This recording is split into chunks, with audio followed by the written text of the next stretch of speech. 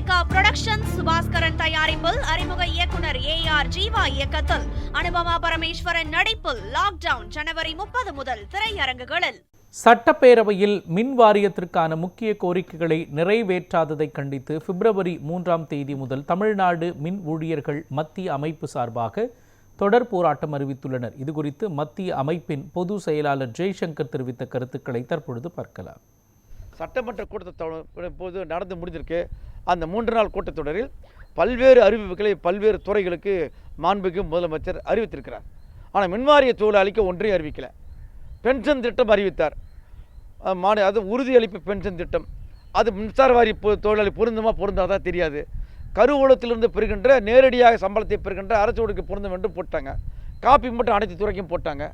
மின்சார வாரிய ஊழியர்களுக்கு கொடுக்க வேண்டும் என்று கோரிக்கை வச்சு, அது லேட்டஸ்ட் கோரிக்கை வச்சுங்களேன்.